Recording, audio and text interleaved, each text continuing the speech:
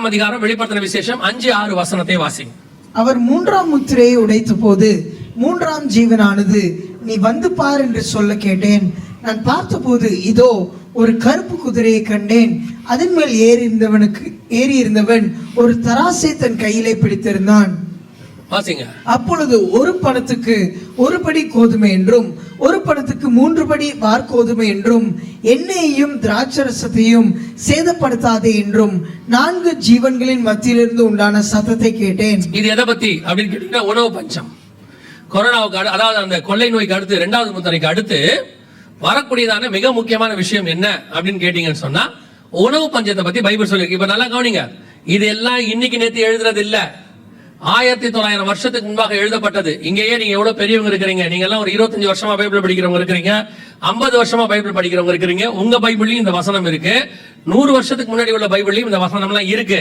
ஏதோ நடக்க எழுதி வச்ச மாதிரி நீங்க நினைச்சுக்க போறீங்க. பர்ஃபெக்டா இதுக்கு அடுத்து 2வது முத்திரைக்கு அடுத்து 3வது முத்திரை எதை பத்தி பேசுதுன்னா, தராசை பிடித்திருந்தார், 1 பணத்துக்கு 1 படி கோதுமை என்றும் 1 பணத்துக்கு 3 படி வார்கோதுமை என்றும் எண்ணெயையும் திராட்சரசத்தையும் சேதப்படுத்தாதே என்று 4 ஜீவன்கள் மத்தியிலிருந்து உண்டான சத்தத்தை கேட்டேன் அப்படின்னு இருக்கு. அப்ப இது எதை பத்தி சொல்லப்பட்டிருக்கு அப்படின்னு கேட்டீங்கன்னா, உணவு பஞ்சத்தை பத்தி, தராசு எக்கானமி இதை குறிச்சு, இது என்ன பாதிப்பு வரும் எதை பத்தி அப்படிங்கறதால 2021ல இந்த பஞ்சங்கள் உலகம் முழுக்க வரப்போது. பர்டிகுலரா உணவு பஞ்சம். ஏன்னா தராசு கோதுமை பஞ்சம் ஆண்டவர் அங்க சொல்லி இருக்கிறார். சோ உணவு பஞ்சம் வரப்போது அப்படின்னு சொல்லி 2021ல இருந்து வீடியோ போட்டுக்கிட்டு இருக்கிறோம். மிக துல்லியமாக 2022ல அதுக்கான ஒரு தீர்க்க தரிசன நிறைவேறுதல் நடந்துச்சு. ஃபர்ஸ்ட் 2021லேயே மடகஸ்கர், ஹைத்தி இந்த நாடுகள்லாம் பஞ்சத்துல விழுந்துருச்சு. யுஎன் அனௌன்ஸ் பண்ணாங்க, அபிஷியலாக உலகத்தில் பஞ்சம் அதிகரிக்க தொடங்கிருச்சு, ஹைத்தி போன்ற நாடுகள் பாதிக்கப்பட தொடங்கிருச்சுன்னு சொன்னாங்க. அப்ப அதை போடும்போது அவங்க யாருக்கும் ஹைத்தி தெரியாது, மடகஸ்கர் தெரியாது நமக்கெல்லாம். சோ அது எங்கேயோ என்னமோ நடக்குது போல அப்படின்னு எடுத்துக்கிட்டோம். ஆனா 2022ல மே மாசத்துல நமக்கு பக்கத்து நாடு ஸ்ரீலங்கா திவாலாச்சு. பர்டிகுலரா உணவு பஞ்சம் வந்து நாடே திவால் ஆயிடுச்சு. அந்த காரியம் நடைபெற ஆரம்பிச்சதுல இருந்து நமக்கு தெரிஞ்ச பக்கத்து ஒவ்வொரு நாடுகளாக உணவு பஞ்சத்தில் விட ஆரம்பிச்சிச்சு. ஆப்கானிஸ்தான், பாகிஸ்தான், சார்க் நாடுகள் அப்படியே கொஞ்சம் கொஞ்சமா வளர்ந்து இப்ப எங்க வரைக்கும் கேட்டீங்கன்னா, ஐரோப்பா முழுக்க இன்னைக்கும் இருக்கு பஞ்சம். இந்த பஞ்சம் உச்ச லெவல்ல போயிட்டு இருக்கு. ஒரு ஐநாவுடைய அறிக்கை சொல்லுது, 3 வேளை ஆகாரமும் நல்ல வீடும், அதாவது தங்குவதுக்கு வாடகை வீடோ சொந்த வீடோ, நல்ல வீடு தங்கறதுக்கு ஒரு போக்குவரத்துக்கு வாகனம் உள்ளவங்க 10% மக்கள் தான் உலகத்துல இருக்காங்களாம். 90% மக்கள் 3 வேளை ஆகாரத்துல 2 சாப்பிடுறவங்க இருக்காங்க, தங்கத்துக்கு வீடு இல்லாம இருக்காங்க, வாகனம் இல்லாம இருக்காங்க, நடந்து போறவங்க இருக்காங்க. இப்போ கர்த்தர் மிக மோசமான சூழ்நிலைகளிலே நமக்கு நடக்க போகிறதை முன்னறிவிச்சிருந்தார். இப்போ இங்க துல்லியமாக உணவு பஞ்சம் ஒவ்வொன்றாக ஆரம்பிச்சிச்சு. 2021ல இருந்து அப்படியே அடுத்து இப்போ 2023ல அந்த 6வது வசனம் துல்லியமாக நிறைவேற ஆரம்பிச்சிச்சு. 6ஆம் அதிகாரம் அந்த 6வது வசனம் இருக்கு பாருங்க. அப்பொழுது 1 பணத்துக்கு 1 படி கோதுமை என்றும் 1 பணத்துக்கு 3 படி வார்கோதுமை என்றும் அப்படி இருக்குல்ல. துல்லியமாக 2021 லாஸ்ட்ல மிகப்பெரியதான ஒரு சம்பவம் உலகத்தில் நடந்துச்சு. உங்க எல்லாருக்கும் தெரியும், இப்போ வரைக்கும் இருக்கு. ரஷ்யா உக்ரைன் பிரச்சனை ஸ்டார்ட் ஆச்சு. சரி, ரஷ்யா உக்ரைன் பிரச்சனைக்கு இதுக்கு என்னங்க சம்பந்தம் அப்படின்னு கேட்டீங்கன்னா, உலகத்திலேயே நம்பர் 1 and 2 கோதுமை தயாரிக்கிற நாடு ரஷ்யாவும் உக்ரைனும். உக்ரைனுக்கு ஒரு பேர் உண்டு, பிரெட் பாஸ்கெட் ஆஃப் யூரோப் அப்படின்னு சொல்லுவாங்க. ஐரோப்பாவினுடைய காலை உணவுக்கான பிரெட்டோடைய கூடை அப்படின்னு சொல்லுவாங்க. அவங்க தான் மிக முக்கியமான கோதுமை தயாரிக்கிற நாடு உலகத்திலேயே. 2வது ரஷ்யா. இந்த நாடுகள் 2 சண்டை போட ஆரம்பிச்ச உடனே கோதுமை பஞ்சம் உலகளாவிய பஞ்சமாக மாறுச்சு. ஐரோப்பாவுக்கு கோதுமை தட்டுப்பாடு வர தொடங்குச்சு. இதுல மிக முக்கியமா 3வது கோதுமை தயாரிக்கிற நாடுகள்ல 3வது எதுன்னு கேட்டீங்கன்னா இந்தியா சொல்லிருச்சு, கோதுமை எங்களுக்கே பத்தாது. நான் ஏன்னா நார்த் இந்தியா முழுக்க கோதுமை பத்தாது, ஆகவே கோதுமை ஏற்றுமதியை பண்ண முடியாது. இன்னைய வரைக்கும், இந்த நிமிஷம் வரைக்கும் கோதுமை ஏற்றுமதிக்கு தடை இருக்கிறது. இந்தியால கோதுமை ஏற்றுமதி தடை இருக்கு, கோதுமை ஏற்றுமதியே கிடையாது. உலகளாவிய கோதுமை பஞ்சம் துல்லியமா நிறைவேறுச்சு. அந்த 6வது வசனத்துல ஒரு வார்த்தை இருக்கு பாருங்க, 1 பணத்திற்கு 1 படி கோதுமை அப்படின்னா என்ன அர்த்தம் கேட்டீங்கன்னா, அந்த பைபிள் எழுதுற காலத்துல 1 பணத்துக்கு குறைஞ்சது 50 பேர் சாப்பிடலாம். உதாரணமா நான் உங்களுக்கு சொல்றேன், நமக்கு வேதத்துல அந்த ப்ரூஃப் இருக்கு. இப்ப 5000 பேர் இயேசுடைய மீட்டிங்க்கு வந்திருந்தாங்க, நம்ம எல்லாருக்கும் தெரியும். ஆண்கள் மட்டும் 5000 பேர்னு பைபிள் சொல்லுது, பெண்கள் பிள்ளைகள் எல்லாம் சேர்த்து ஒரு 10,000 15,000 பேர் வந்திருந்தாங்க. அந்த கூட்டத்துல அத்தனை பேருக்கும் சாப்பாடு போட சொல்லி ஆண்டவர் சொல்றாரு. இருக்கு இல்லையா? அவங்களுக்கு யாருக்கு ஆகாரம் இல்லைன்னு இயேசு சொல்றாரு, நீங்களே ஆகாரத்தை கொடுங்கன்னு சீஷர்கிட்ட சொன்னாரு. அப்ப சீஷர்கள் எவ்வளவு ஆகும்னு சொன்னாங்க? பணம் 200 பணம் ஆகும் என்று சொன்னார்கள். அப்போ ஒரு 10,000 15,000 பேருக்கு சாப்பாடு போறதுக்கு எவ்வளவு பணம் தேவை? 200. 10,000 பேருக்கு 200 பணம் அப்படின்னா ஒரு பணத்துக்கு குறைஞ்சது 50 பேருக்கான சாப்பாடுன்னு அர்த்தம். இப்ப யோசிச்சுக்கோங்க, 50 பேருடைய சாப்பாட்டு அளவு இன்னைக்கு இருக்கிறது எவ்வளவு இருக்கும் அப்படின்னு கேட்டு பாருங்க. கணக்கு போட்டுங்க. ஒரு ஆள் எவ்வளவுக்கு சாப்பிடுவாரு? 30 ரூபாய்க்கு சாப்பிடுவாரா? ஒரு வேலைக்கு 50 ரூபாய்க்கு சாப்பிடுவாருனாலும் ஒரு 50 பேருடைய சாப்பாடு அளவு ஒரு படி கோதுமை விற்கும். ஒரு பணத்திற்கு ஒரு படி கோதுமை அந்த அளவுக்கு விற்கும்னு பைபிள் சொல்லுது. 2023ல மிகப்பெரிய உணவு பஞ்சம் உலகளாவே பாதிச்ச போது பாகிஸ்தான்ல ஒரு கிலோ கோதுமையினுடைய விலை என்னன்னு சொல்றாங்க பாருங்க, கவனிங்க. கோதுமை மாவு வாங்க முயன்ற போது பாகிஸ்தானில் கடுமையான உணவு பஞ்சம் நிலவி வரும் நிலையில் கோதுமை மாவு வாங்க முயன்ற போது கூட்ட நெரிசலில் சிக்கி 4 பேர் உயிரிழந்த சம்பவம் அதிர்ச்சியை ஏற்படுத்தியுள்ளது. பாகிஸ்தானின் பொருளாதார நெருக்கடியால் அத்தியாவசிய பொருட்களின் விலைகள் விண்ணை தொட்டுள்ளன. குறிப்பாக பாகிஸ்தான் மக்கள் உணவின் முக்கிய அங்கமான கோதுமைக்கு கடுமையான தட்டுப்பாடு ஏற்பட்டுள்ளது. 1 கிலோ கோதுமை மாவு 1500 ரூபாய் வரை விற்கப்படுகிறது. பல்வேறு எவ்வளவு? இது டிவில வந்த செய்தி, இது எதுவுமே நம்பது இல்ல. டிவில வந்துச்சு. 1 கிலோ கோதுமை 1500 ரூபாய், ஸ்ரீலங்கால 3000 ரூபாய், பர்மால 10,000 ரூபாய் கோதுமையினுடைய விலை. ஐரோப்பா முழுக்க கோதுமை கிடையாது. நீங்க கொஞ்சம் சந்தோஷப்பட்டுறாதீங்க, நம்ம நாடு பரவாயில்ல போல அப்படின்னு. இது கவர்மெண்ட் கொடுத்திருக்கிறதான ரிப்போர்ட். இதுவரைக்கும் இல்லாத அளவுக்கு 7 ஆண்டுகளில் கோதுமை கிடங்குகளில் குறைந்து விட்டது. இது நம்ம கவர்மெண்ட் கொடுத்த ரிப்போர்ட். சரி, இப்ப நீங்க சவுத் இந்தியாக்காரங்க நம்ம எல்லாம் நினைச்சுப்போம் கொஞ்சம் சந்தோஷம். ஏன் என்ன சந்தோஷம் நமக்கு? நாங்களாம் என்ன செய்யல? கோதுமை சாப்பிடல. நாங்களாம் என்ன சாப்பிட்டுட்டு இருக்கோம்? அதை எப்படி உங்களை விட்டுருவோம்? அதை பாருங்க, நீங்க மட்டும் நிம்மதியா வீட்டுக்கு போயிடலாமா? இதுவும் கவர்மெண்ட் கொடுத்தா, சென்ட்ரல் கவர்மெண்ட் கொடுத்த ரிப்போர்ட். நாடு முழுவதும் கடுமையான வறட்சி, அரிசி ஏற்றுமதிக்கு தடை. உங்களுக்கு தெரிஞ்சிருக்கும்னு நினைக்கிறேன். நிறைய கணவர்களுக்கு இந்த பெட்ரோல் விலை ஏறது மட்டும்தான் தெரியும், அரிசி விலை ஏறது என்ன செய்யாது தெரியாது. அவர் சம்பளத்தை கொண்டு வந்து கொடுத்துட்டு கேட்பாரு, எதுக்கு இவ்வளவு பெரிய மளிகை சாமான் வாங்குறீங்க அப்படின்னு கேட்பாரு. இப்ப எவ்வளவு ஒரு மூட்டை அரிசி? 25 கிலோ 26 கிலோ உள்ள அரிசி எவ்வளவு? இப்ப 1500. எனக்கு கூட 2 மூட்டை வாங்கி கொடுங்க. எல்லாம் 1700 தாண்டி போயிட்டு இருக்கு தானே இப்ப, இல்ல எல்லாம் இப்போ. ஆனா போன வருஷம் எவ்வளவு வித்துச்சு? 800-900 வித்துட்டு இருந்துச்சு. டபுள் மடங்கு ஆயிருச்சு, டபுள் மடங்கு ஆயிருச்சு. நமக்கு அது தெரியல. பஞ்சத்தினோட உச்சத்துக்கு போயிட்டு இருக்கிறோம். விலைவாசி எங்கேயோ ஏறி போயிட்டே இருக்கு. ஒரு பணத்துக்கு ஒரு படி கோதுமை. இப்ப அரிசியின் விலை எங்க போயிருச்சு? டபுள் மடங்கு ஆயிருச்சு. இன்னும் ஆகும். நல்லா கவனிச்சுக்கொள்ளுங்க, இன்னும் ஆகும். ஏன் இன்னும் ஆகும்னா பிராக்டிகலாவே நான் உங்களுக்கு சொல்றேன். பைபிள் சொல்லுது பஞ்சம் உச்சத்துக்கு போகணும். அது பைபிள் சொன்னபடி நடக்குது. கோதுமை நடக்குது, எல்லாம் நடக்குது. பிராக்டிகலா சொல்றேன். இப்போ இஸ்ரேல் ஹவுதீஸ் பிரச்சனை ஸ்டார்ட் ஆயிடுச்சு. செங்கடல் முழுக்க ஹவுதீஸ் கண்ட்ரோல்ல இருக்கு. ஒரு கப்பலையும் போக விட மாட்டேங்கிறான். எல்லாமே வியாபார கப்பல் எல்லாம் பாதிக்கப்படுது. ஆட்டோமேட்டிக்கா விலைவாசி என்ன செய்யும்? ஏறத்தான் செய்யும். இது எல்லாம் மிக துல்லியமான தீர்க்க தரிசனம் நிறைவேறுதல். இந்த இஸ்ரேல் பிரச்சனையை பத்தி நேத்து முந்தின பேசணும், பைபிள்ல உள்ளது. இப்ப பஞ்சங்கள் அதிகரிச்சுக்கிட்டே போகும், இன்னும் அதிகரிக்கும். வருகிற 2025 நல்லா தெரிஞ்சுக்கொள்ளுங்க. கண்டிப்பா இந்த 2025 எப்படி இருக்கும் அப்படின்னு நீங்க எல்லாருமே கொஞ்சம் தீர்க்கதரிசிகள்கிட்ட போய் தேடிக்கிட்டு தான் இருப்பீங்க. எப்படியும் போய் ஜனவரி மாசம் உட்காரதான் போறீங்க. என்ன சொன்னாலும் ஒரு கூட்டம் இருக்கு, அது ஒண்ணும் செய்ய முடியாதுன்னு விட்டுருங்க. நான் உங்களுக்கு தீர்க்க தரிசனம்லாம் சொல்லல, இருக்கிற பிராக்டிகல் நிலைமையை சொல்றேன். 2025 பஞ்சத்தின் வருஷம் தான். இன்னும் அதிகமாக பஞ்சம் வரும். இந்த பஞ்சங்கள் உலகளாவே இருக்கு. இப்ப நீங்க வெளிநாடுகள்லாம் போய் பார்த்துட்டீங்கன்னா ஃபர்ஸ்ட் ஏழை நாடுகள் லிஸ்ட் இருக்குல்ல, அதுல அமெரிக்காவும் யூகே ஜாயின் ஆயிடுச்சு. ஒரு காலத்துல அமெரிக்கா நம்பர் 1 பணக்கார நாடு. இன்னைக்கு ஏழை நாடுகள் லிஸ்ட்ல அமெரிக்கா இருக்கு. அடைக்க முடியாத கடனுக்கு போயிருச்சு. நேத்து முந்தினேத்து மட்டுமே எத்தனையோ ட்ரில்லியன் பணம் அவங்களுக்கு ஷேர் மார்க்கெட்ல அவுட் ஆயிடுச்சு அமெரிக்காவுடையது. இனி அமெரிக்கா எழும்பாது. நேத்து சொன்னதுதான், அதுக்கு பதிலா வேறொரு வல்லரசு எழும்ப போகுது.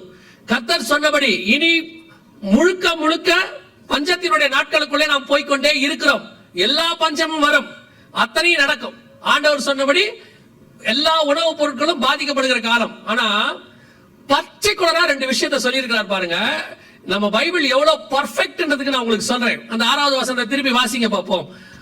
அப்பொழுது 1 பணத்துக்கு 1 படி கோதுமை என்றும் 1 பணத்துக்கு 3 படி வார்கோதுமை என்றும் எண்ணெயையும் திராட்சரசத்தையும் சேதப்படுத்தாதே என்று. எவ்வளவு அழகா இருக்கு பாருங்க வசனம். கோதுமை எல்லாம் பாதிக்கப்படுமா, பாதிக்கப்படாத ரெண்டு பொருள் இருக்குமா. என்னென்ன பொருள்? எண்ணெய். இன்னைக்கு உலகத்தினுடைய பொருளாதாரத்தை நிர்ணயிக்கிற நம்பர் 1 பொருள் எதுன்னு நினைக்கிறீங்க? ஆயில், கச்சா எண்ணெய். அதான் உலகத்தின் இந்த பொருளாதாரத்தை நிர்ணயிக்குது. இதுல பெரிய ஆச்சரியம் என்னன்னா, ஆயில் பூமிக்கடியிலிருந்து எடுத்து ஃபர்ஸ்ட் டிக் பண்ணி அந்த கிணறு எடுத்து ஆயில சேல்ஸ் கொண்டு வந்தது 1857 கலிபோர்னியால, அமெரிக்கா. இன்னைக்கு உலகத்திலேயே நம்பர் 1 நாடு சவுதி அரேபியா எண்ணெய் வியாபாரத்துல. அவங்க எடுத்தது 1943ல இருந்து 46க்குள்ள முதல்ல அவங்க வியாபாரத்தை தொடங்குறாங்க. இந்த எண்ணெய் வளம் அப்படிங்கிறது இப்போ ஒரு 125 வருஷமாக தான் இருக்கு. கண்டுபிடிச்சதே 150 வருஷமா தான். ஆனா 1900 வருஷத்துக்கு முன்னாடி பைபிள் சொல்லுது, கோதுமை தட்டுப்பாடு இருக்கிற காலத்தில் எண்ணெய் தட்டுப்பாடு இருக்காதுன்னு பைபிள் சொல்லுது. எண்ணெய் சேதப்படாதுன்னு சொல்லுது. எத்தனை துல்லியமான தீர்க்க தரிசனம். அன்னைக்கு எண்ணெய் பூமிக்கடியிலிருந்து கண்டுபிடிக்கப்படவே இல்லை. எண்ணெய் ஒரு வியாபாரமாகவே இல்லை. இன்னைக்குதான் எண்ணெய் வியாபாரம். 150 வருஷத்துக்கு முன்னாடி இருந்து எண்ணெய் வியாபாரமே கிடையாது. ஏன்னா கண்டே பிடிக்கல. இன்னைக்கு கண்டுபிடிச்சு வியாபாரத்துல உலகத்தின் பொருளாதாரத்தை காப்பாத்துற நம்பர் 1 பொருள் ஆண்டவர் எழுதி வச்சிருக்கிறாரு. ஒரு பணத்துக்கு 1 படி கோதுமை என்றும், ஒரு பணத்துக்கு 3 படி வார் கோதுமை என்றும், எண்ணெயையும் திராட்சை ரசத்துக்கு இங்கிலீஷ்ல ஒயின் இருக்கும். அது உங்களுக்கு எக்ஸ்பிளைன் பண்ண வேண்டிய அவசியமே கிடையாது. பல நாட்டினுடைய பொருளாதாரத்தை ஒயின் தான் காப்பாத்திக்கிட்டு இருக்கோம். ஆமாவா இல்லையா? பல நாட்டோட பொருளாதாரத்தை ஒயின் தானே காப்பாத்திட்டு இருக்குது. நீங்க வேற இது தெரியாம குடிகாரர்கள் ரட்சிக்கப்படணும் ஜெபம் பண்றீங்க. இப்ப என்ன ஜெபம் பண்ணலாமா வேணாமான்றீங்களா? நான் எப்படி எடுத்துக்கிறேன் தெரியுமா? வசனத்தின்படி எடுத்துக்கிட்டேன். எப்படி எடுத்துக்கிட்டேன்னா, இஸ்ரவேலர்கள் கீழ்ப்படியாமல் போனதே நமக்கு எவ்வளவு ஆசீர்வாதமா இருக்குது. அவன் கீழ்ப்படிஞ்சா, ரோமன் அப்படிதான் எழுதுறாரு, இஸ்ரவேலர்களுடைய கீழ்ப்படியாமையே இவ்வளவு ஆசீர்வாதமா இருக்குமானால் அவன் கீழ்ப்படிந்தால் எவ்வளவு ஆசீர்வாதமா இருக்கும்னு எழுதுறாரு. அதே மாதிரிதான் இந்த குடிகாரங்கள்லாம் குடிக்கிறதே ஒரு நாட்டுக்கு ஆசீர்வாதமா இருக்குன்னு சொன்னா, அவங்க அத்தனை பேரும் மனம் திரும்பி ரட்சிக்கப்பட்ட ஆண்டவராக இயேசு கிறிஸ்துவை ஏற்றுக்கொண்டானா அந்த நாடு இன்னும் எவ்வளவு ஆசீர்வாதமா இருக்கும் பாருங்க. அல்லேலூயா. அப்படிதான் ஏத்துக்கணும். அவங்க மன திரும்பத்துக்கு ஜெபம் பண்ணுங்க. அவங்களாலதான் பொருளாதாரம் பாதிக்கப்படாம இருக்குன்னு உற்ற போறியா? இவர் சொன்னாரு ஒயின் தான் இருக்கு பரவாயில்ல அப்படின்னு. நல்லா கவனிச்சுக்கொள்ளுங்க. 6ஆம் அதிகாரம் 6ஆம் வசனம் வெளிப்படுத்தின விசேஷத்துல சொன்னது 1900 வருஷத்துக்கு முன்னாடி பைபிள்ல சொன்னது இன்னைக்கு நம்ம காலத்துல நம்ம கண்ணுக்கு முன்னாடி துல்லியமாக நிறைவேறி கொண்டிருக்கு. இப்ப கொரோனா வரப்போகுது அப்படின்னு சொல்லி WHO சொன்னாங்கன்னு சொன்னேன் இல்லையா?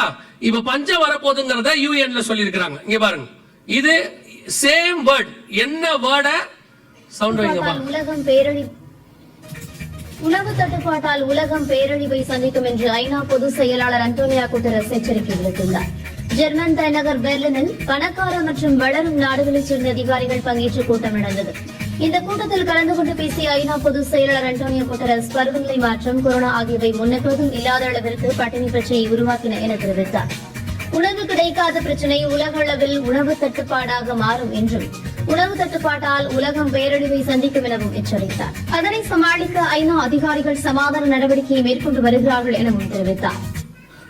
இவங்களே தான் 2018ல கொரோனா மாதிரி ஒரு வியாதி டிசீஸ் எக்ஸ் வரப்போகுதுன்னு சொல்லி அனௌன்ஸ் பண்ணாங்க. 2019 லாஸ்ட்ல வந்துச்சு. மிகப்பெரியதான ஒரு உயிரிழப்பை நாம் பார்த்தோம். இவங்களே தான் UN இப்ப சொல்லியிருக்கிறாங்க. WHO UN இன்னொரு ஆர்கனைசேஷன். UN சொல்லியிருக்கு, ஐநா சபை சொல்லியிருக்கு, உணவு தட்டுப்பாட்டால் உலகம் மிகப்பெரிய பேரழிவை சந்திக்கும் அப்படின்னு சொல்லியிருக்கிறாங்க. இது 2023 அதே மாதிரி எல்லா சேனல்கள்லயும் வந்துச்சு, எல்லா டிவிலையும் வந்துச்சு. கர்த்தர் சொன்னபடி இப்பொழுது பஞ்சத்தின் காலம் உச்ச நிலையை அடைய தொடங்கி இருக்கிறது. இப்ப வார் ஸ்டார்ட் ஆயிடுச்சு. ஹவுதீஸும் உள்ள சண்டைக்கு வந்துட்டாங்க, ஈரானும் இறங்கிடுச்சு. இது எல்லாம் சேர்ந்து ஒரு மிகப்பெரியதான உணவு பஞ்சம், உணவு தட்டுப்பாடு உலகளாவிய மாறும். இந்த வருஷம் முழுக்க, அடுத்த வருஷம் ஆரம்பிக்கும் போதெல்லாம் இப்ப இருக்கிற விலைவாசியினுடைய அடுத்த லெவலுக்கு போயிடும். அப்படி போகும்போது கவனிங்க, அப்படி போகும்போது இந்த விலைவாசியோட பிரச்சனை என்னவா இருக்கும் அப்படின்னு கேட்டா, இருக்கிற பொருளை காசு இருக்கிறவங்க எவ்வளவு கொடுத்து என்ன செஞ்சிருவாங்க? வாங்கிடுவாங்க. முதல்ல கொரோனா நீங்க பார்த்திருப்பீங்கன்னு நினைக்கிறேன். ஃபர்ஸ்ட் போய் எல்லாரும் பொருளை என்ன செஞ்சிட்டாங்க? வாங்கிட்டாங்க. அடுத்த பேட்ச் வரும்போது பொருள் 3 மடங்கு 2 மடங்கு விலை ஏறிடுச்சு. அப்ப காசு இல்லாதவங்க என்ன செய்ய முடியல? வாங்க முடியல. அதுக்கு அடுத்து காசு இருந்துச்சு, ஆனா ஷெல்ஃப்ல என்ன இல்ல? பொருள் இல்ல. அவ்வளவுதான். அதே நிலைமை தான் இப்பவும் அதை விட அதிகமாய் வரப்போகுது. இப்போ அரிசிய 2 மடங்கு விலை கொடுத்து வாங்க ஆரம்பிச்சிட்டோம். அடுத்து காசு இருக்கும், என்ன இருக்காது, அரிசி இருக்காது. பில்கேட்ஸ் கிட்ட இருந்து அரிசி வாங்க போறோம்னு சொல்லிட்டு இருக்காங்க, அரிசி இறக்குமதி பண்ண போறோம்னு சொல்றாங்க. நான் சொல்றது நமக்காக அரசின்றதை பத்தி சொல்றேன். கோதுமை வேர்ல்டு வைட் யூஸ் பண்ற ஒரு பொருள். இது எல்லாம் அடுத்து அடுத்து அடுத்து வரும்போது 3வது முத்திரை உச்ச நிலையை அடையும். இப்ப நம்ம அதுல போயிட்டு இருக்கிறோம். திருப்பியும் சொல்றேன், 2வது முடிஞ்சு 3வதுல போயிட்டே இருக்கிறோம். இந்த 3வது முத்திரையுடைய உச்ச நிலைமை அடையும் போதுதான் 4வது முத்திரை வரும். அதை மாத்திரம் நான் சொல்லிட்டு நான் ஜெபம் முடிக்க விரும்புகிறேன். நல்லா கவனிங்க. அந்த 4வது முத்திரை குறித்து தயவு செஞ்சு வாசிங்க பார்ப்போம். 6ஆம் அதிகாரம் 8ஆம் வசனம், வெளிப்படுத்தின விசேஷம். நான் பார்த்தபோது இதோ மங்கின நிறமுள்ள ஒரு குதிரையை கண்டேன். அதன் மேல் ஏறி இருந்தவனுக்கு மரணம் என்ற பெயர். பாதாளம் அவன் பின் சென்றது. பட்டயத்தினாலும் பஞ்சத்தினாலும் சாவினாலும் பூமியின் துஷ்ட மிருகங்களினாலும் பூமியின் காற்பங்கள் உள்ளவர்களை கொலை செய்யும்படியான அதிகாரம் அவைகளுக்கு கொடுக்கப்பட்டது. இப்போ அடுத்து வரக்கூடிய மிகப்பெரிய ஒரு உயிர் சேத்தை பத்தி பைபிள் சொல்லுது. மிகப்பெரியதான பேரழிவு பஞ்சத்துக்கு அடுத்து. இயேசு சொன்னார் தெரியுமா, கொள்ளை நோய்களுக்கு அடுத்து இயேசு என்ன சொல்லி இருக்கிறாரு, பஞ்சங்கள் சொல்லி வச்சிருக்கிறார். இப்ப பஞ்சத்துக்கு அடுத்து அதுக்கு கீழே நீங்க வாசிட்டே வந்தீங்கன்னா பூமி அதிர்ச்சிகள் எல்லாத்தையும் இயேசு சொல்லுவார். இப்ப நல்லா கவனிச்சு பாருங்க. இப்ப நடந்துட்டு இருக்கிற இஸ்ரேல் ஹவுதிஸ் பிரச்சனையில பஞ்சம் உச்சத்துக்கு போன பிறகு உலகளாவிய 3rd வேர்ல்டு வார் ஸ்டார்ட் ஆகும். அங்கதான் முதலாவது 4 வகையான மரணம் சொல்லப்பட்டிருக்கிறது. ஒன்று பட்டயத்தினாலும் அப்படின்னு இருக்கு. World wide world war start ஆகும், 3rd வேர்ல்டு வார். நம்ம அதை பத்தி 2 நாள் பார்த்துட்டோம். அதை அடுத்து பட்டயத்தினாலும், 2வது பஞ்சத்தினாலும், இந்த பஞ்சம் உச்ச நிலையை அடையும். 3வது சாவினாலும், அப்படின்னா இங்கிலீஷ்ல என்ன இருக்குன்னா பெஸ்டிலன்சஸ் அப்படின்னு இருக்கு, அதாவது வியாதி கொள்ளை நோய்களினாலும். அடுத்து 4வது துஷ்ட மிருகங்களினால் உண்டாகிற மரணம். 4 வகையான மரணம் பூமியிலே வரப்போகுது.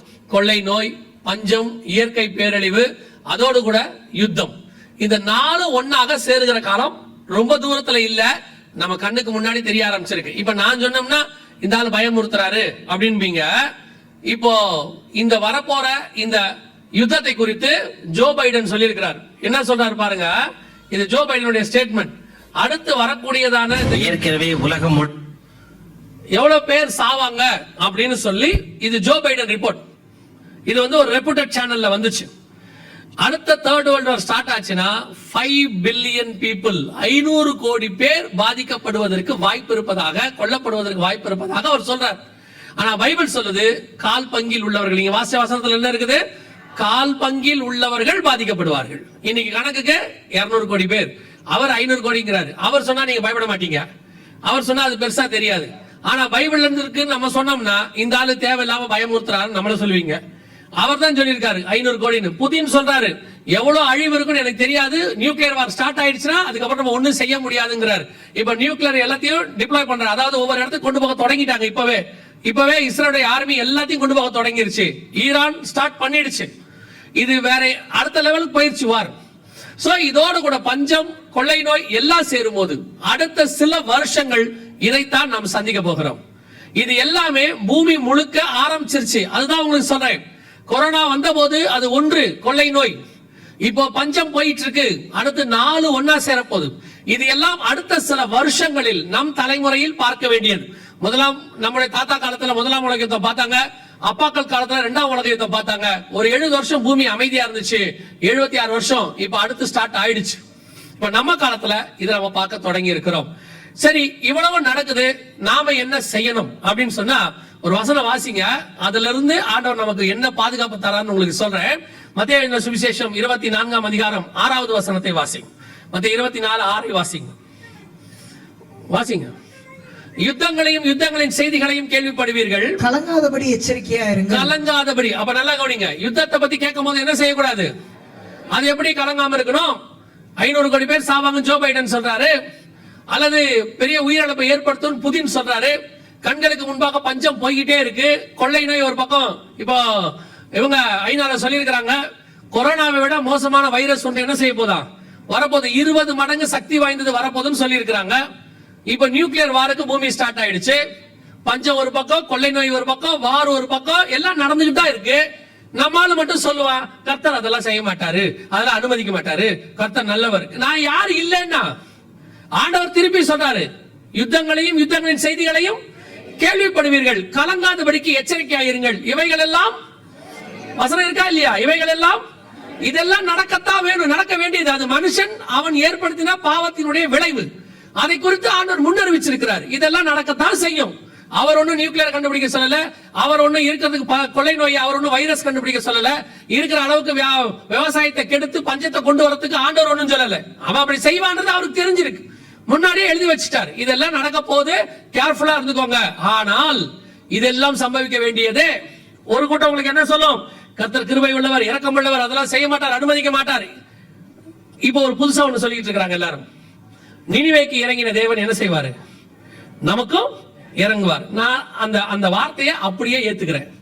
எனக்கு எந்த மாற்று கருத்தும் இல்லை. நினிவேக்கு இறங்கின தேவன் நமக்கும் இறங்குவார். நீங்க நினிவே ஜனங்க மாதிரி ஜெபம் பண்ணுவீங்களா? உங்களால முடியுமா? தேவன் இறங்க ரெடி. நினிவே ஜனங்க எப்படி ஜெபம் பண்ணாங்க? ராஜால இருந்து நாய்க்குட்டி வரைக்கும் எப்படி ஜெபம் பண்ணாங்களா? ரட்டு உடுத்தி சாம்பல்ல உட்கார்ந்து இரவும் பகலும் 40 நாள் என்ன செஞ்சாங்களாம்? புசியாமலும் குடியாமலும். எங்க வாங்க பாப்போம். உங்களை ஃபாஸ்டிங் பிரேயர் வர வைக்கிறதுக்கு நாங்க முடிவுல போட வேண்டியிருக்கு, முடிவுல உணவு வழங்கப்படும்னு. ஃபாஸ்டிங் பிரேயர் வர வைக்கிறதுக்கு கீழே என்ன போடுறோம்? முடிவுல உணவு வழங்கப்படும். அப்படித்தானே போடுறோம். அப்படி இருக்குமோ, அப்படி இருந்தா தானே நீங்க என்ன செய்யறீங்க? வரன்றீங்க. அப்புறம் என்ன செய்யறது? 5 மணிக்கு நாங்க ஜெபத்தை வச்சா கீழே போட்டா போட வேண்டியிருக்கு. இல்லனா நீங்க சாப்பாடுக்கு வழி இல்லைன்ட்டு வரமாட்டீங்கன்ட்டு உங்களை வர வைக்கிறதுக்கே இந்த மாதிரி எதையாவது காட்டினா தானே வரேங்கிறிய. அப்புறம் நினிவேக்கு இறங்கின ஜெபம் நமக்கு இறங்குவார்னா நினிவே ஜனங்க மாதிரி ஜெபம் பண்ணணும்ல. உபவாச ஜெபத்தை கூட்டு பாருங்க, வரமாட்டாங்க. ஏன் பிரதர் ஃபாஸ்டிங் பிரேயர் வரலையா? சுகர், கையெல்லாம் உதறுது, 12 மணிக்கு மேல நம்மளால ஒண்ணும் முடியாது. ஆனா சொல்றது மட்டும், நினிவேக்கு இறங்கின தேவன் எனக்கும் இறங்குவார் மாட்டார். நீங்க அந்த மாதிரி ஜெபம் பண்ணுங்க, இறங்க போறாரு. சர்ச்சுக்கு வரும்போது பையனையா கூட்டிட்டு வர மாட்டீங்க, சர்ச்சுக்கு வரும்போது பிள்ளைகளை கூட்டிட்டு வர மாட்டீங்க. எங்க உங்க பசங்களை காணோம்? நீட்டுக்கு படிக்கிறாங்க. உங்களுக்கு நினிவே ஜனங்க மாதிரி நீங்க வருவீங்க. அவன் மரணம் வரப்போது தெரிஞ்ச உடனே பிள்ளைகள் வரைக்கும் புசியாமல் குடியாமல் இருந்தாங்கன்னு பைபிள்ல சொல்லுது. நீங்க சர்ச்சுக்கே பையனை வராம நீட்டுக்கு அனுப்பிட்டு இருக்கீங்க. கேட்டு பாருங்க, கர்த்தருக்கு எல்லாம் தெரியும், ஆண்டவர் பார்த்துப்பாரு. ஆனா நீட் எக்ஸாமுக்கு சண்டே வச்சோன்னே ஜெபத்தோட போனோம். ஆனா அழிவு வரும்போது பையனை பத்திரமா பாத்துக்கணும். என்ன அநியாயம் பாருங்க. நீங்க செய்யறதெல்லாம் செஞ்சுக்கிட்டே இருப்பீங்க, கர்த்தர் மட்டும் மன்னிச்சுக்கிட்டே இருக்கணும். அப்படிதானே? நல்லா தெரிஞ்சுக்கொள்ளுங்க, இவைகள் எல்லாம் சம்பவிக்க வேண்டியது, நடக்கும், நடக்காம போகாது. ஆனால் ஒண்ணு மட்டும் கர்த்தர் சொல்றாரு, கலங்காதபடிக்கு எச்சரிக்கையாயிருங்க, பயப்பட மட்டும் செய்யாதீங்க. அது எப்படிங்க பயப்படாம இருக்கு? இது எல்லாம் வெளியில் நடக்கிற அடையாளம். இது எதுவும் தேவனை உண்மையாய் தேடுகிற தேவ ஜனங்கள் வீட்டுக்குள் வராதபடி பாதுகாக்க கர்த்தர் வல்லமை உள்ள தேவனாய் இருக்கிறார். இதுக்குதான் சொன்ன விசுவாச வார்த்தையை படிக்கணும்னு. அது எப்படிங்க? சிலருக்கு ஒரு கொஸ்டின் மைண்ட்ல ஓடும், எல்லாருக்கும் நடக்கும்போது நமக்கு மட்டும் எப்படி அது நடக்காது? நடக்காது. இஸ்ரவேல் முழுக்க பஞ்சம் வந்து குதிரைக்கே புல்லு கிடைக்காத போது எலியா வீட்டுக்குள்ள எண்ணெயும் மாவும் நிறைய இருந்துச்சாம். எப்படி இருந்துச்சு? இருந்துச்சு, அவ்வளவுதான். வர்த்திக்க பண்ணுகிற தேவன் ஒருவர் இருக்கிறார். நான் விசுவாசிக்கிறவர் இன்னார் என்று அறிந்திருக்கிறேன். இப்ப நான் போன உடனே விலைவாசி இறங்கிடுமா? பெட்ரோல் பங்க்ல போய் நீங்க நிக்கிறீங்க, நின்ன உடனே என்ன சொல்ல போறாங்க? இதோ பரிசுத்தவான் வந்திருக்கிறார், இதோ ஒரு முகத்துல ஒரு நீதி தெரிகிறது, அவர் தலைக்கு பின்னால் ஒரு ஒளிவட்டம் இருக்கிறது, இவருக்கு பெட்ரோல் 40 ரூபாய் சொல்லவா போறான்? கிடையவே கிடையாது. அவங்களுக்கு 100னா நமக்கு 105 கேட்பான். ஏன் 105 கேட்பாங்க தெரியுமா? நம்ம முகத்துல கஷ்டத்தையும் காட்ட நமக்கு தெரியாது. நம்ம கடன் கேட்க போனாலே நல்லா நீட்டா ட்ரெஸ் பண்ணி கடன் கேட்க போறோம். நம்மள போய் கடன் கேட்டாலே அந்த என்ன சொல்றாங்க? கடன் யாரு? நீங்க நம்மள்ட போங்க சார். நம்ம கடன் கேட்கவே கார்ல போறான். நமக்கு ஆண்டவர் ஏற்றுக்கொண்டதுனால கர்த்தர் ஒரு பிரசன்ஸ் நம்ம முகத்துல கொடுத்திருக்கிறாரு. நம்ம முகத்துல சோகமே வராது. நம்மால் துக்கமா இருந்தாலே பாட்டு பாடிக்கிட்டு தான் போவான். பாக்குறவனுக்கு எப்படி இருக்கு தெரியுமா? எவ்வளவு சந்தோஷமா பாட்டு பாடிட்டு போறோம் பாரு. நம்மளே துக்கத்துல பாடிக்கிட்டு போறோம். ஆனா அவனுக்கு என்ன தோணும் தெரியுமா? என்ன சந்தோஷம் இருந்தா அவன் பாடிட்டு போவான் அப்படிங்கிறான். அதனால உங்களுக்கு எனக்கும் உலகம் எதையும் குறைக்க போறதும் இல்ல, விலைவாசி இறங்க போறதும் இல்ல. அது இருக்கும். ஆனால் கர்த்தர் ஒன்று செய்வார், எவ்வளவு ஏறினாலும் அதை வாங்கும்படி கர்த்தர் நம்முடைய கரங்களை பலப்படுத்துவதற்கு வல்லமை உள்ளவராய் இருக்கிறார். கர்த்தர் ஒரு நாளும் நம்ம விட்டு கொடுக்கிற தேவனே கிடையாது. நான் கொரோனால ஒரே ஒரு சாட்சி சொல்லி முடிக்கிறேன். நான் கொரோனால என்னை கர்த்தர் போஷித்த விதத்தை நான் சொல்லுவேன். நான் வந்து ஒரு எவாஞ்சலிஸ்ட், இந்த மாதிரி சபைகளுக்கு வந்து பேசினா தான் உண்டு. திடீர்னு 6 மாசம் சர்ச்சை மூடிட்டாங்க. மூடின பிறகு எங்களுக்கு சர்ச்சில் கூப்பிட்டா தானே இந்த மாதிரி எல்லாம் நடக்கும். சபையே இல்ல. எப்படி? எனக்கும் சர்ச்சு கிடையாது. மீட்டிங்கும் கிடையாது. அப்படி இருக்கும்போது எனக்கு எப்படி ஆஃபரிங்? வீட்டுக்கு வாடகை கட்டணும், கரண்ட் பில் கட்டணும், எவ்வளவு பிரச்சனை எனக்கு இருக்கு.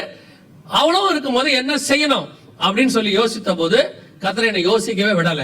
ஆண்டவர் சொன்னார், நீ பாட்டு ஆன்லைன்ல என்ன பண்ணுமோ அதை என்ன செஞ்சுட்டே இரு. நான் சொல்லுவேன், எலியாவுக்கு காலையும் மாலையும் காக்கா வந்தா மாதிரி எங்கிருந்து வந்துச்சுன்னே தெரியாது. முன்ன பின்ன நான் பார்க்காத எத்தனையோ பேர் ஜிபேல அக்கவுண்ட்ல அங்கிருந்து காலையும் மாலையும் போட்டுக்கிட்டே இருந்தாங்க. யார் போட்டாங்க என்ன போட்டாங்கன்னு தெரியாது.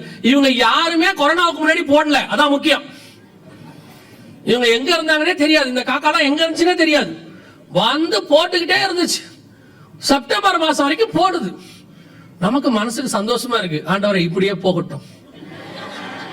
வீட்டுல உட்காந்தமா, மீட்டிங்க முடிச்சோமா, அக்கவுண்ட்ல வந்துச்சா, எடுத்தோமா, செலவு பண்ணோமா. ஆண்டவர் சொன்னாரு, கேரித்தாண்ட கரையில உட்கார்ந்தது போதும் ஏஞ்சி நட. நம்ம எப்பவுமே எப்படி தெரியுமில்ல, ஒரு இடத்துல உட்காந்து பழக்கப்பட்டுட்டோம்னா அடுத்து படுக்கத்தானே பார்ப்போம். ஆண்டவர் சொன்னாரு, இது உனக்கு நான் ஏன்னா எனக்கு வந்து எப்பவுமே ஒரு உண்மையில சொல்றேன், எனக்கு ஒரு ஸ்பிரிச்சுவல் பெருமை உண்டு. என்ன பெருமை உண்டுன்னா, எல்லா வாரமும் மீட்டிங்க்கு போவேன். சோ எனக்கு தேவையானதை கர்த்தர் கொடுத்துறாரு. யாருக்கிட்டையும் கேட்டதே கிடையாது, கர்த்தர் கொடுத்துருவாரு. கடன் கிடையாது, தேவையை சந்திக்கிறாரு, சந்தோஷமா இருக்கிறேன். அதனால என்னை பொறுத்த வரைக்கும் எல்லா வாரமும் மீட்டிங் இருக்கணும். கேன்சல் ஆனதான் டென்ஷன் ஆயிருவேன் நான். ஐயோ 4 வாரத்துல 1 கேன்சல் ஆகி போச்சு, அடுத்த வாரம் வாடகை கட்டணுமே, இப்படி யோசிப்பேன். அப்போ கொரோனா நேரத்துல 6 மாசம் கேன்சல். அப்போ ஆண்டவர் சொன்னாரு, நீ ஓடுகிறதுனாலதான் பிழைக்கிறாய் என்று நினைச்சு கொள்ளாத, உன்னை உட்கார வச்சு சாப்பாடை போடவும் என்னால முடியும். ஆனா இப்ப உட்காராத, ஏஞ்சி ஓடுனாரு. இப்போ சொல்றேன், நம் தேவனாகிய கர்த்தர் தேவைப்படும் போது கேரித்தாற்றங்கரையில் உட்கார வைத்து சாப்பாடு போடவும் வல்லமை உள்ளவராய் இருக்கிறார். தேவைப்பட்டா சாப்பாடு போட்டு 40 நாள் இரவும் பகலும் நடக்க வைக்கவும் வல்லமை உள்ளவராய் இருக்கிறார். இன்னும் சொல்றேன், உலகம் முழுக்க பஞ்சம் வரும், அது 3ஆம் உலக யுத்தம், பட்டயம் வரும், கொள்ளை நோய் வரும். இது எதுவும் உங்களையும் என்னையும் சேதப்படுத்தாதபடி பாதுகாக்கிற தேவன் ஒருவர் இருக்கிறார். கொரோனாவில் என்னை பாதுகாத்த ஆண்டவர் உங்களையும் பாதுகாக்க வல்லமை உள்ளவராய் இருக்கிறார். நான் சொல்றேன், இன்னைக்கு நின்று கொண்டிருப்பதற்கு கர்த்தர் ஒரு பெரிய காரணம். அந்த தேவன் இன்னும் ஜீவனோடு கூட இருக்கிறார். எப்படிங்க நடக்கும்? நீ விசுவாசித்தால் தேவனுடைய மகிமையை காண்பாய். சிலர் உலகம் என்ன சொல்லும், எப்படி நடக்கும் பிராக்டிகலா சொல்லுங்க, அதுக்கு ஒரு ஃபார்முலா சொல்லுங்க, ஒரு இப்படி நடக்கும்னாவது சொல்லுங்க. ஆண்டவர் சொல்றாரு, நீ காற்றையும் காண மாட்டாய், மழையையும் காண மாட்டாய், தேசம் தண்ணீரால் நிரப்பப்படும். காரணம், கர்த்தர் சர்வ வல்லமை உள்ள தேவன். அவர் தேவைப்பட்டா கையளவு மேகத்தை பெருமழையா மாத்தவும் வல்லமை உள்ளவர். மேகமே இல்லாமல் மழையை கொண்டு வருவதற்கும் அவர் வல்லமை உள்ளவராய் இருக்கிறார். அல்லேலூயா. இனி கண்டிப்பாக முடிவு காலத்தை நோக்கி உலகம் போயிடுது. அவைகளுக்கு நடுவுல உங்களையும் என்னையும் மறந்து காக்கிற பட்சியை போல கர்த்தர் பாதுகாப்பார். இவைகளுக்கு நடுவுல வருகையும் வரும், எப்ப வேணாலும் வரும். நீங்க உடனே இன்னைக்கு சொல்லிட்டு போறாரு நாளைக்கு வரும்னு நினைக்காதீங்க, எப்ப வேணாலும் வரும். வருவதற்கு ஆயத்தப்படுகிற காலம் தான் நமக்கு இருக்கிறது, நமக்கு வேற காலமே இல்ல. நம்மளை பொறுத்த வரைக்கும் அவர் சந்திக்க ஆயத்தப்படணும். மற்றபடி நடக்க வேண்டிய சம்பவங்கள் எல்லாம் நடந்து கொண்டே இருக்கும். இவைகளுக்கு நடுவுல ஒவ்வொரு நாளும் எப்போ ஆண்டவர் வருவார் என்பது எதிர்பார்ப்பு மட்டும் சபைக்கு இருக்கணும். அல்லேலூயா. நேற்று சொன்ன காரியத்தை நான் சொல்லி முடிக்கிறேன். இந்த வருகையில நான் போகணும், கைவிடப்பட்ட கட்டத்தில் இருக்கக்கூடாது, இவ்வளவும் சம்பவிக்குது. இதையெல்லாம் சொன்ன இயேசு வருவேன்னு சொன்ன வாக்கு தத்தமும் என்ன செய்யும், நிறைவேறும்.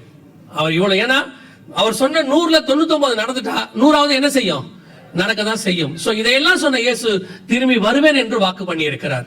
சீக்கிரம் வருவேனார். அப்ப அந்த வருகையில போறதுக்கு நான் என்ன செய்யணும்? 7 காரியங்கள் செய்யணும். நேற்று சொன்னேன், இன்னைக்கு நான் சொல்லிட்டு முடிச்சிடறேன் நேற்று வராதவங்களுக்காக. முதலாவது, இயேசு கிறிஸ்துவின் ரத்தத்தினாலே பாவ மன்னிப்பின் நிச்சயத்தை பெற்றிருக்க வேண்டும். இயேசு என் பாவத்தை மன்னிச்சாருங்கிற நிச்சயம் வேணும். இயேசு வந்து மதம் மாற சொல்ல, பேர் மாத்த சொல்ல, எதையும் சொல்ல. இயேசு சொன்னது ஒன்னே ஒண்ணு, மனம் திரும்புங்கள், பரலோக ராஜ்யம் சமீபமாய் இருக்கிறது. உங்களுடைய பாவம் மன்னிக்கப்பட்ட நிச்சயம் வேணும். அதுக்கு நாங்க என்னங்க செய்யணும்? ஒண்ணுமே செய்ய வேணாம். நீங்க இருக்கிற இடத்துல கண்களை மூடி, ஆண்டவரே என் பாவத்தை மன்னியும், உங்களுடைய பிள்ளையா என்னை ஏற்றுக்கொள்ளும், உங்களுடைய ரத்தத்தால கழுவுன்னு உண்மையா சொல்லணும், இருதயத்தின் ஆழத்துல இருந்து. ஏன்னா நாங்க முகத்தை பார்க்கிறோம், கர்த்தரோ இருதயத்தை பார்க்கிறார். நீங்க உண்மையா சொல்லும் போது உங்கள் பாவங்களை அவர் மன்னிச்சாருன்னா உங்களுக்குள்ள ஒரு சந்தோஷம் வரும். அதற்கு பேரு ரட்சண்ய சந்தோஷம்னு பேர். வேற எதுனாலையும் அந்த சந்தோஷம் வராது. உங்க ஆத்மாவில் இருக்கிற பாவம் மன்னிக்கப்பட்ட உடனே அது சந்தோஷம் வரும். அந்த 51ஆம் சங்கீதத்துல தாவீது சொல்றாரு ரட்சண்ய சந்தோஷம்னு. அந்த சந்தோஷம் வரும். அதான் ஃபர்ஸ்ட். நான் வந்து தலைமுறையா கிறிஸ்டினா இருக்கிறேன், எங்க அப்பா அம்மா காலத்துல இருந்து இருக்கேன், நான் கூட ரட்சிக்க பண்ணுமா? அவங்களுடைய ரட்சிப்பு எனக்கு வராது. எப்படி அவங்க சாப்பிடுற சாப்பாடு அவங்களுக்கு தானோ, அவங்க ரட்சிப்பு அவங்களுக்கு தான். உங்க ரட்சிப்பு உங்களுக்கு. நீங்க சின்ன பிள்ளையா இருக்கிறீங்க, குழந்தையா இருக்கிறீங்கன்னா அது வேற. இப்ப நீங்க வளர்ந்து பாவம் செய்யற இடத்துக்கு வந்துட்டீங்க. அப்போ அந்த பாவ மன்னிப்பு உங்களுக்கு உரியது. ஒருவன் தன் பாவங்களை அறிக்கை செய்து விட்டு விடுவான் ஆகிய அவன் தேவனிடத்துல இரக்கம் பெறுவான். இரண்டாவது, பிதா குமாரன் பரிசுத்தாவின் நாமத்தினாலே தண்ணீர்ல மூழ்கி ஞானஸ்தானம் எடுத்துக்கணும். ஏன்னா விசுவாசம் உள்ளவனாகி ஞானஸ்தானம் பெறுகிறவனே ரட்சிக்கப்படுவான். ஞானஸ்தானம் எடுக்காம ரட்சிக்கப்பட முடியாது. காரணம் என்னன்னா, பழையவைகள் எல்லாம் ஒளிந்து போயினா எல்லாம் புதிதாயினங்கிறதுக்கு அடையாளம் தான் ஞானஸ்தானம். அதாவது உலகத்துக்கும் பரலோகத்திற்கும் பாதாளத்துக்கும் நம்ம சாட்சி கொடுக்கிறோம். நான் பழைய காரியங்களுக்கு மரித்து விட்டேன், நான் புது மனுஷனாய் மாறி விட்டேன். இதுதான் நம்ம செய்யறோம். அந்த ஞானஸ்தானத்தை எடுக்கணும். நான் குழந்தையில எடுத்தேன், சின்ன வயசுல எடுத்தேன், கொடிக்கு கீழே கொடுத்தாங்க, அங்க கொடுத்தாங்க, இங்க கொடுத்தாங்க, எதையும் பைபிள் சொல்லல. பைபிள் சொல்ற ஒரே ஞானஸ்தானம் தண்ணியில மூழ்கி எடுக்கிற ஞானஸ்தானம். அதுக்கு பேரு பேப்டிசம்னு பேரு. ஏன் அப்படின்னா கிரேக்க வார்த்தைக்கு பேப்டிசோ அப்படிம்பாங்க. பேப்டிசோனா மூழ்குதல்னு அர்த்தம். சோ தண்ணியில மூழ்கி நீங்க எடுக்காவிட்டால் எடுக்கணும். இல்லைங்க குழந்தையில எடுத்த ஒரே ஞானஸ்தானம் தானே, அப்புறம் நான் திருப்பி எடுக்கணுமானா, குழந்தையில நீங்க எடுத்ததுக்கு பேர் என்ன கிடையாது, ஞானஸ்தானமே கிடையாது. நீங்க அப்படி ஒரு பேரை வச்சுக்கிட்டீங்க, அதனால அந்த ஞானஸ்தானம் ஆகாது.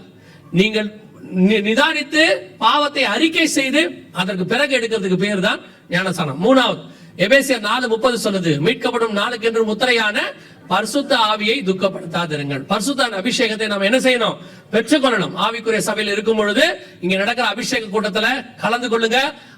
பரிசுத்தாவின் அபிஷேகம் பெறாவிடால் ஒருவன் ஜலத்தினாலும் ஆவியினாலும் பெறவாவிடில் பரலோக ராஜ்யத்துக்குள் பிரவேசிக்க முடியாது. அவர் தான் மீட்கப்படும் நாளுக்கு என்று முத்திரை. சோ பரிசுத்த அபிஷேகத்தை பெற்றுக்கொள்ளணும். ஒருவேளை சபைக்கு வர முடியல, நான் தெரியாம வந்திருக்கிறேன், நான் எங்க வீட்டுல விட மாட்டாங்க அப்படின்னா, நீங்க வீட்டிலேயே ஜெபம் பண்ணுங்க. கதவை சாத்திட்டு யாரும் இல்லாத போது ஜெபம் பண்ணுங்க. தேவ ஆவியானவர் உங்களை நிரப்ப வல்லமை உள்ளவராய் இருக்கிறார். அல்லேலூயா. நாலாவது, அப்போஸ்தலர் நடவடிக்கைகள் 2:40 சொல்லுது, வேறுபாடு உள்ள வாழ்க்கை, மாறுபாடான சந்ததியை விட்டு விலகி உங்களை ரட்சித்துக் கொள்ளுங்கன்னு வசனம் இருக்கு. உலகத்துக்கு உங்களுக்கு என்ன இருக்கணும், வித்தியாசம் இருக்கணும். உலகத்துக்கு ஒத்த வேஷம் தரிக்க கூடாது. நான் உலகத்துக்கு ஒத்த வேஷம் தரிப்பேன், அங்க போனா அந்த வேலை பார்த்துப்பேன், இங்க வந்தா இந்த வேலை பார்த்துப்பேன், அங்க இருக்கும்போது சினிமா பாட்டு பாடிப்பேன், இங்க வந்தா சோத்திர பாட்டியும் பாடிப்பேன், அங்க கெட்ட வார்த்தை பேசிப்பேன், இங்க வந்தா நல்ல வார்த்தை பேசிப்பேனா இல்ல. ஆண்டவர் தெளிவா சொல்லிட்டாரு, கர்த்தர் தெய்வமானால் கர்த்தரிடத்தில் வாங்க, பாகால் தெய்வமானால் பாகால் இடத்துல போங்கள்.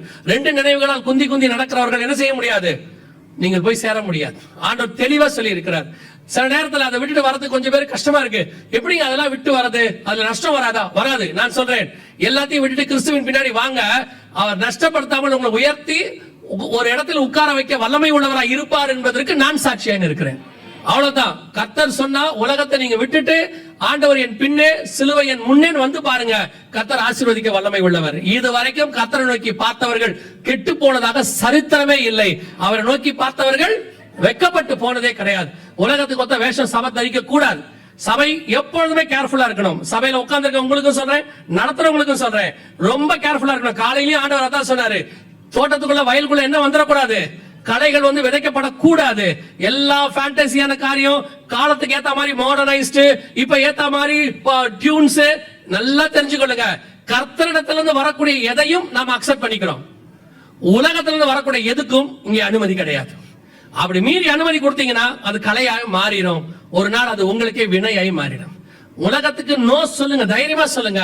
கர்த்தர் உங்களுக்காக வைராக்கியம் பாராட்ட வல்லமை உள்ளவராய் இருக்கிறார். அஞ்சாவது, சுவிசேஷம் அறிவித்தல் உங்கள் மேல் விழுந்த கடமை. ஒவ்வொருத்தரும் பரலோகத்துக்கு போகும்போது இங்க இருந்து ஆத்துமாக்கள் தான் கொண்டு போக முடியும். உங்களுக்கு தெரியும் நினைக்கிறேன், நீங்க வெளிநாட்டுக்கு போகும்போது அங்க செலவு பண்றதுக்கு அல்லது அங்க நீங்க செட்டில் ஆக போறீங்கன்னா, இங்க இருக்கிற எல்லாத்தையும் அந்த ஊர் கரன்சிக்கு என்ன பண்ணிடுவீங்க, மாத்திடுவோம், எக்ஸ்சேஞ்சுன்னு சொல்லுவாங்க. அதே மாதிரி நான் பரலோகத்துக்கு போகும்போது இங்க இருக்கக்கூடிய உங்களுடைய மொத்த சொத்தையும் பரலோகத்துக்கு கொண்டு போக முடியும். ஆனா ஒரே ஒரு வாய்ப்பு, அங்க இருக்கிற கரன்சிக்கு இதை மாத்திரணும். அங்க இருக்கிற என்னங்க கரன்சி எப்படி மாத்தணும், வெரி சிம்பிள், எல்லாத்தையும் ஆத்மாவா மாத்திருங்க. எவ்வளவு ஆத்மாதாயம் பண்ண முடியுமோ அவ்வளவு ஆத்மாதாயம் பண்ணுங்க.